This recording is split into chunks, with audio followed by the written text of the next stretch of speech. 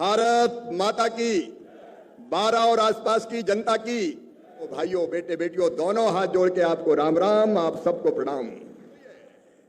लेकिन आज मैं आया हूं तो चुनाव के समय तो हम वोट मांगने आते थे, भैया वोट दे दो, भैया वोट दे दो, भाजपा को जिताओ। लेकिन अब आए हैं तो दिल ने कहा कि खाली हाथ मत चलो मामा, जनता तो खूब वोट देती है। और इसलिए प्रधानमंत्री जी के आशीर्वाद से आज राजस्थान और 12 क्षेत्र के लिए 3473 चिट्ठी लिखी थी। भजन लाल जी बैठे, प्रधानमंत्री आवास योजना के मकान और चाहिए और चाहिए। जब पहली बार आया था तब भी मैं चिट्ठी लेके आया था मकान की स्वीकृति की, दूसरी बार सड़कों की स्वीकृति लेके आया और आपने चिट्ठी लिखी कि मकान और चाहिए, तो हम भी चिट्ठी लेके आए हैं। भजन लाल जी, ये मैं आपको समर्पित कर ही देता हूं। 3473 करोड़ रुपए की लागत से 2,89,355 आवास आज राजस्थान को समर्पित किए जा रहे हैं।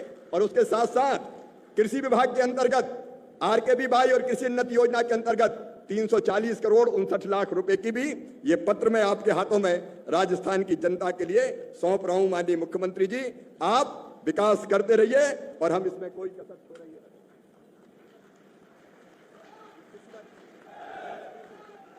जोरदार तालियों से अभिनंदन करें माननीय कृषि मंत्री महोदय और माननीय मुख्यमंत्री महोदय का, राजस्थान को विकास की सौगात दे रहे हैं।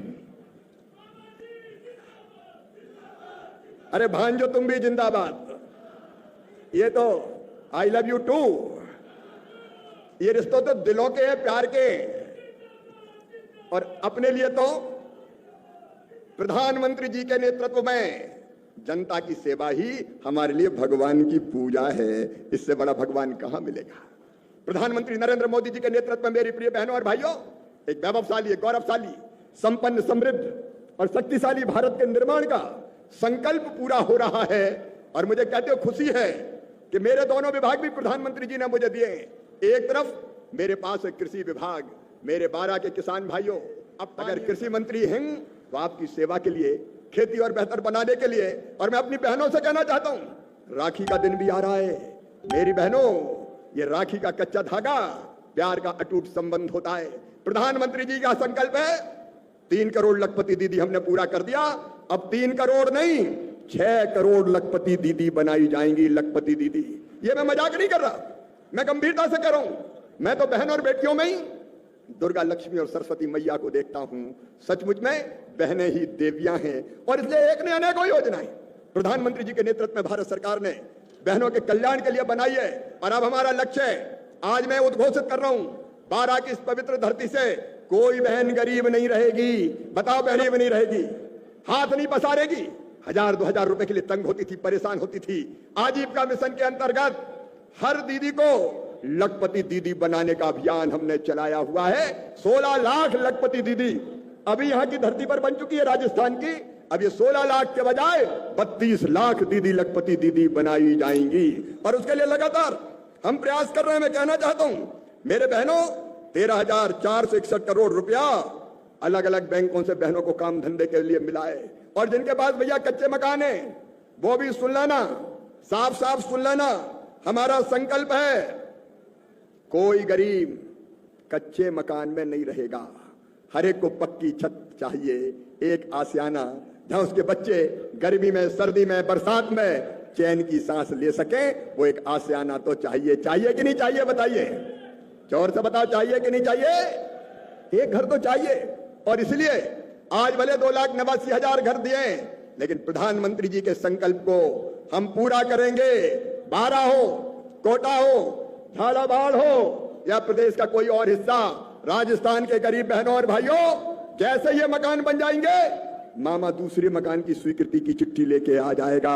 हम लगातार तब तक मकान बनाएंगे जब तक हर गरीब का पक्का घर ना बन जाए। हर गरीब का पक्का घर ना बन जाए। आपकी जिंदगी बदलना, आपकी जिंदगी में परिवर्तन लाना, यह हमारे जीवन का लक्ष्य है। और एक जानकारी और कार्यकर्ता बहनों और भाइयों आपको दे रहा हूं, हमने प्रधानमंत्री ग्रामीण आवास योजना में कई तरह के परिवर्तन किए हैं। अभी मैं देख रहा था कितने गरीब ऐसे हैं जिनके पास अभी घर नहीं है, तो उसके लिए सर्वे किया गया है। और उस सर्वे के अंतर्गत मेरे सभी बहनों और भाइयों को मैं बताना चाहता हूं, 29,13,000 749 नए सर्वे यहां किए गए हैं। 29,13,749। अब इनका एक बार यहां फिजिकल वेरिफिकेशन हो जाए। फिजिकल वेरिफिकेशन पूरे होते ही बचे हुए जितने गरीब हैं उनके लिए भी मकान आवंटित कर दिए जाएंगे। और हमने नियमों में बदलाव किया है। 3 बड़े परिवर्तन नियमों में किए हैं। एक, पहले प्रधानमंत्री आवास योजना में यह नियम था कि अगर किसी के पास 2 पहिया वाहन हो, मोटरसाइकिल हो, स्कूटर हो, तो उसको मकान नहीं मिलेगा। अब बताओ बारा वालों, बिना मोटरसाइकिल के कोई बचा है क्या? आज मजदूर भी मजदूरी करने जाता है तो मोटरसाइकिल पे बैठ के ही जाता है। जाता कि नहीं जाता? अरे जाता है कि नहीं जाता? और से हमने परिवर्तन कर दिया। हमने परिवर्तन कर दिया कि हम जिनके पास 2 पहिया वाहन होंगे उनको भी मकान देंगे, उनको मकान से वंचित नहीं करेंगे। बोलो भाइयों, ठीक है कि नहीं? मोटरसाइकिल स्कूटर हो तो भी मकान मिलेगा। एक नियम और बनेगा। एक नियम और बना था और उस नियम में यह तय किया गया था कि अगर किसी बहन की आमदनी 10,000 रुपया से ज्यादा हो तो उसको मकान नहीं मिलेगा। अरे भैया, बनाना है तो हमको लखपति दीदी, और लखपति दीदी बनाएगी तो 10,000 रुपया से ज्यादा आमदनी तो होगी। अब 10,000 से ज्यादा आमदनी होगी तो मकान कट जाएगा। मैंने कहा ये तो बिल्कुल गलत है। बताओ गलत है कि नहीं है? अरे ज्यादा कमाई करे तो मकान क्यों कटना चाहिए? नहीं, कई दीदी सोचेगी ज्यादा कमाओ मत, नहीं तो मकान नहीं मिलेगा। और इसलिए अब तय कर दिया है कि 15,000 रुपया महीना भी अगर मेरी बहन की आमदनी होगी तो भी उसको मकान दिया जाएगा। बोलो ठीक है कि नहीं? राम की चिड़ैया, राम कोई खेत, खाओरी चिड़ैया, भर भर पेट, चिंता करने की कोई जरूरत नहीं है। और तीसरी चीज, जब मैं कृषि मंत्री हूं तो मन में यह बात भी आई कि किसान जिसके पास खेती है, छोटी खेती, तो छोटा किसान तो बेचारा दिनों रात मजदूरी करता है खेतों में, उसकी आमदनी इतनी नहीं होती कि वो आसानी से अपना मकान बना सके। और इसलिए किसान भाइयों, एक फैसला हमने और किया है, और वो फैसला ये है कि जिन किसानों के पास 5 एकड़ असिंचित जमीन और 2.5 एकड़ सिंचित जमीन होगी, उन किसानों को भी मकान बनाने के लिए पैसा दिया जाएगा।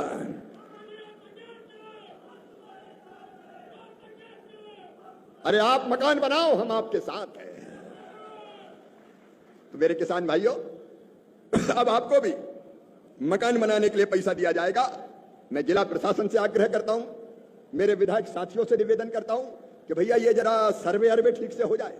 कई बार जो फिजिकल सर्वे होता है उसमें नीचे के लोग बेईमानी कर देते हैं, अंधा बांटे रेवड़ी चीन चीन के दे नहीं हो जाए। और इसलिए नीचे ध्यान रखना, हमने ये नियम बना दिया है कि जो मकान की फाइनल सूची आएगी सर्वे के बाद, अगर किसी को आपत्ति लगा सकता है, वो सूची हम पंचायत भवन में चिपकाएंगे। पूरी पंचायत भवन में चिपकाई जाएगी वो सूची। और किसी को ये लगे कि मेरे साथ अन्याय हो गया तो तुरंत आवेदन दे देना। मैं विधायक साथी माननीय सांसद जी आपसे भी कहता हूं कि कार्यकर्ताओं को लगा कि आप भी चेक करवा लेना, किसी पात्र आदमी का घर कट नहीं जाए किसी भी कीमत पर, क्योंकि अभी नाम कट गए तो वो बिना घर के रह जाएंगे। लेकिन मैं सभी पंचायतों से आए हुए सरपंच, अब आके तो चुनाव होने वाले, उनसे भी कह रहा हूं, एक योजना और अद्भुत बनी है, विकसित भारत जी राम जी। ये विकसित भारत जी राम जी पहले मनरेगा थी।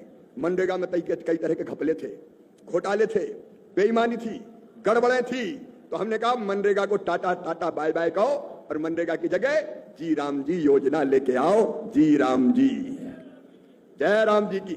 अब ये विकसित भारत जी राम जी योजना आई है, और उस योजना में राजस्थान के भाई और बहनों, मैं 12 वालों को भी कह रहा हूं, इस साल मार्च तक, अभी चल रहा है अगस्त, सितंबर, अक्टूबर, नवंबर, दिसंबर, जनवरी, फरवरी, मार्च, 7 महीने के लिए कितने पैसे दिए हमने? 7,500 करोड़ रुपए, 7,582 करोड़ रुपया दिए। 7,582 करोड़ भारत सरकार के, और 40% जुड़ेंगे राजस्थान के, तो 12,000 करोड़ रुपया 9 महीने में खर्च होना है गांव में। कितने खर्च होना है? अरे बताओ ना, कितने खर्च होना है? 12,000 करोड़। यहां पंचायतें कितनी है साहब, पता है क्या कितनी? यहां मुझे बताया कि 12,000 पंचायतें, सही है ना? लगभग 12,000 पंचायतें। अब हिसाब लग 15,000 पंचायतें हैं। आप जरा हिसाब लगाओ, 12,000 करोड़ रुपया 15,000 पंचायतों में बांटो तो एक साल में ही एक पंचायत में कितने रुपए आएंगे भैया? मेरा गणित कमजोर है, जरा लगा के बताओ। कितने? तो नमस्कार किसान भाइयों, आज केंद्रीय कृषि मंत्री शिवराज सिंह चौहान जी ने 10 बड़ी ऐलान किए हैं राजस्थान से। साथ ही आप लोगों को बता दें कि लाडली बहनों को लेकर बड़ी घोषणा उन्होंने कहा है कि बहनों रक्षाबंधन आ रहा है, लाडली बहनों को 1750 रुपये मिलेगा। उन्होंने कहा हमारी सरकार ने कहा था कि राशि बढ़ाएंगे, अब लाडली बहनों को 1750 रुपये 39वीं किस्त के तहत मिलेगा और 250 रुपये उपहार रक्षाबंधन का। साथ ही आप लोगों को बता दें कि पीएम किसान योजना की किस्त फाइनल हो चुकी है। पीएम किसान योजना के अंतर्गत 24वीं किस्त के तहत 2-2 हज़ार रुपये किसानों के खाते में अगले महीने मिलेगा, जल्द मिलेगा। रक्षाबंधन के बाद किसानों को पैसा मिलेगा। साथ ही फसल बीमा का भी पैसा जल्द किसानों को मिलेगा। जो दूसरी किस्त है 8,000 करोड़ रुपये वो भी मिलेगी। और भी जो पीएम आवास योजना के अंतर्गत राशि जारी की है उन्होंने, 3 करोड़ गरीबों को आवास मिलेगा। और आज जो है पहली किस्त उन्होंने जारी कर दी है। पहली किस्त 40-40 हज़ार रुपये की जारी की है। आप लोग वीडियो को पूरा देख। जी का पैसा आपके गांव को विकसित भारत के लिए पूरी तरह से विकसित गांव बना सकता है। इसलिए हाथ जोड़ के प्रार्थना करने आया हूं, इस पैसे को ठीक ढंग से योजना बनाओ। योजना कौन बनाएगा? यह बात भी मामा कहना चाहता है। योजना मतलब गांव में कौन कौन से काम होने, 4 तरह के काम गांव में होने। नंबर 1, पानी बचाने का काम। यहां क्या डिग्गी बनती ना, डिग्गी खेत में डिग्गी बनाते हैं ना जिसमें पानी भरता है, डिग्गी की डबरी, पौंड, तालाब, कोई डिग्गी कहता है कोई डबरी कहता है। भाइयों, इससे खेत में डिग्गी, डबरी और छोटा तालाब बनाया जा सकता है ताकि पानी खेत में रुक जाए, धरती पानी पी ले और भूजल का स्तर ऊपर बढ़ जाए तो तुम्हारे ट्यूबवेल और कुआं ढंग से चल जाए और खेतों में बेहतर सिंचाई हो जाए। पुराने तालाब, पुराने तालाबों का जीर्णोद्धार, नए तालाब, खेत तालाब, चेक डैम, स्टॉप डैम, बोरी बंधान, सारी रचनाएं आप इससे बना सकते हैं पानी बचाने की। और दूसरा, पानी बचाने के साथ साथ गांव के विकास के जितने जरूरी काम हैं, अब मैं कई काम आपको गिनाता हूं। गांव में सड़क बनाना, आप सड़क बना सकते हैं। गांव में स्कूल भवन बनाना, आप स्कूल भवन बना सकते हैं। गांव में पंचायत भवन बनाना, आप पंचायत भवन बना सकते हैं। गांव में आंगनबाड़ी बनाना, आप आंगनबाड़ी बना सकते हैं। गांव में नाली बनाना, आप नाली बना सकते हैं। गांव के खेत के लिए सड़क बनाना है, आप गांव की सड़क बना सकते हैं। हमारी बहनों को अगर आजीविका मिशन के अंतर्गत कोई शेड बनाना है जो ट्रेनिंग के काम आएगा, आप शेड बना सकते हैं। आपको एफपीओ के लिए किसानों के अगर कोई और भवन बनाना है, आप वो भवन बना सकते हैं। आप जो चाहे काम कर सकते हैं गांव के विकास का। यहां तक के अगर बाढ़ में, बरसात में पानी घुसता है तो आप बाढ़ से संरक्षित करने के लिए दीवार भी बना सकते हैं। और उसके साथ साथ आमदनी मूलक गतिविधियों को भी आप इसमें संचालित कर सकते हैं। 300 से ज्यादा काम इस योजना के अंतर्गत गांव में संपन्न किए जा सकते हैं। मतलब जो चाहो वो काम कर सकते हैं। और काम कौन तय करेगा? काम दिल्ली से तय नहीं होंगे। काम दिल्ली से तय नहीं होंगे। काम तय होंगे जयपुर से भी तय नहीं होंगे। काम दिल्ली तय नहीं करेगी, काम जयपुर तय नहीं करेगा। काम तय करेगी गांव की जनता। गांव का काम फैसला गांव वाले करेंगे। आप बताओ, गांव के विकास के काम का फैसला गांव में होना चाहिए कि नहीं? जोर से बताओ भाई, गांव में होना चाहिए कि नहीं? मैं एजुकेट कर रहा हूं। कोई अफसर यह नहीं कह सकता ऊपर से कि फलाना काम करो। गांव में रामलाल, श्यामलाल, राधेलाल, यशोदा मैया यही तय करेगी गांव में कौन सा काम होगा। गांव का फैसला गांव वालों के हाथ, बारह वालों, गांव वालों के हाथ। और इसलिए अभी तो शायद पंचायत के चुनाव कुछ समय के बाद होने वाले, लेकिन गांव के लोग गांव में तय करेंगे कि उनके गांव में कौन सा काम होगा। और इसलिए मैं आज आपसे निवेदन करना चाहता हूं कि ये विकसित भारत जी राम जी योजना सचमुच में आपके लिए वरदान बन सकती है। अपने गांव के विकास के लिए यह वरदान बन सकती है। और इसलिए मेरा निवेदन है कि आप इस पैसे को गांव के विकास में खर्च करके अपने गांव का संपूर्ण विकास करने की कृपा करें। अगर गांव विकसित होगा, वैसे भी यहाँ के मुख्यमंत्री तो गांव में आजकल चौपाल लगा रहे हैं, रात्रि विश्राम कर रहे हैं। सवेरे गांव वालों के साथ ही चाय, भोजन, घूमना, चर्चा, संवाद। मैं इस काम के लिए मुख्यमंत्री भजन लाल जी को बधाई देता हूं। गांव में रात रुको। जब तक गांव को नहीं समझोगे, गांव की समस्या नहीं जानोगे, तब तक गांव का संपूर्ण विकास हो नहीं सकता। और इसलिए ये जो विकसित गांव की मैंने योजना बनाई, प्रधानमंत्री जी के आशीर्वाद से विकसित गांव की संपूर्ण योजना गांव के लोग बनाएंगे और अपने गांव को आगे बढ़ाने का काम करेंगे। मैं अपनी तरफ से राजस्थान सरकार को इसके लिए भी बधाई देता हूं। किसान भाइयों, हमारे यहां आप सब जानते हैं प्रधानमंत्री किसान सम्मान निधि प्रधानमंत्री देते हैं 6,000 रुपया, लेकिन प्रदेश की सरकार ने तय किया 3,000 रुपया उसमें और जोड़े जाएंगे, 9,000 रुपया दिए जाएंगे। इस फैसले के लिए भी मैं बधाई देता हूं। और आज मैं जरूर आपको यह निवेदन करना चाहता हूं, आज किसानों को यह जानकारी होनी चाहिए। एक तो किसान भाइयों, कुछ लोग ये चर्चा कर रहे हैं कि जो फैसले अभी हो रहे हैं दूसरे देशों के साथ समझौते के, मैं आज प्रधानमंत्री का अभिनंदन करते हुए कहना चाहता हूं, हर एक फैसला भारत के हित में है, देश के हित में है और किसानों के हित में है। किसानों के हितों से कोई समझौता नहीं बहनों और भाइयों।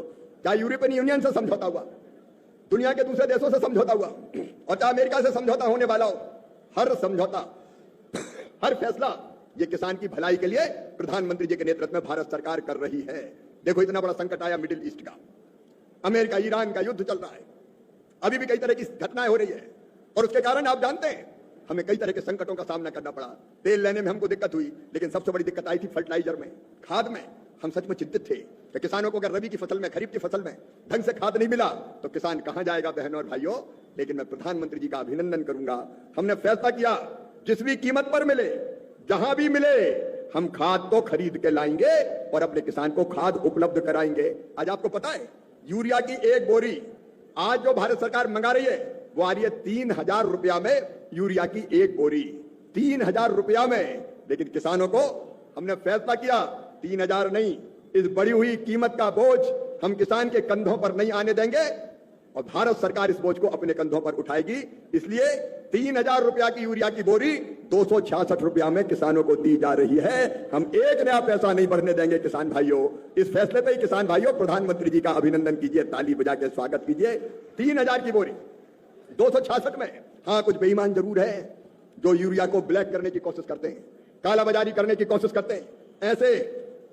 ऐसे जितने बेईमान हैं उनको हम नहीं छोड़ेंगे, नहीं तो पता चला किसान का यूरिया चला जाए प्राइवेट इंडस्ट्री में। और इसलिए किसानों के साथ धोखा करने वालों के लिए सख्ततम कार्रवाई होनी चाहिए। नकली कीटनाशक, नकली दवाइयां, ये हमारे लिए काल बन जाती है। काल किसान डालता है, पैसे खर्च हो जाते हैं, कीटनाशक पर जाता है, लेकिन कीड़े मरते ही नहीं हैं। और इसलिए मैं एक और घोषणा आपके सामने कर रहा हूं।